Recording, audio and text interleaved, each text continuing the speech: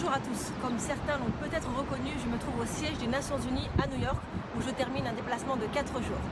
Chaque année, depuis 1946, il se déroule à l'ONU une grande convention sur le droit des femmes. C'est la CSW pour Commission of the Status of Women, qui dure 2 semaines. 2 semaines durant lesquelles les représentants gouvernementaux se mettent d'accord sur les objectifs et les engagements communs en matière de droits des femmes. Je m'y suis rendue cette année avec d'autres collègues députés, membres comme moi de la délégation aux droits des femmes de l'Assemblée nationale. Nous y avons d'abord soutenu la voix et le rôle central de la France dans ces négociations aux côtés de la ministre Marlène Schiappa qui représentait notre gouvernement et de la représentation permanente de la France à l'ONU qui mène un travail de tous les instants pour faire valoir notre spécificité et notre vision de la diplomatie féministe.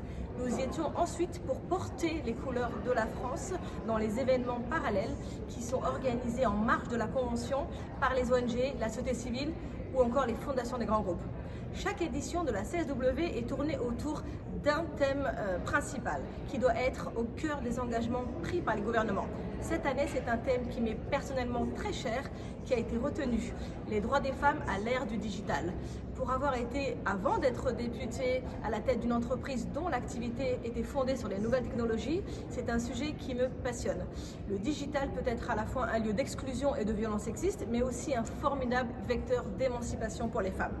J'ai arpenté durant 4 jours une multitude d'événements, de conférences, de lieux d'échange. J'en ressors séduite par le format. La CSW est définitivement le lieu qui incarne le plus qu'aucun autre la diplomatie féministe. J'en repars aussi un peu frustrée de constater que les engagements communs pris par les États demeurent trop timides à mon goût. Mais c'est là le propre de mettre tout le monde autour de la table. Il faut, dans ces cas, savoir apprécier la politique des petits pas.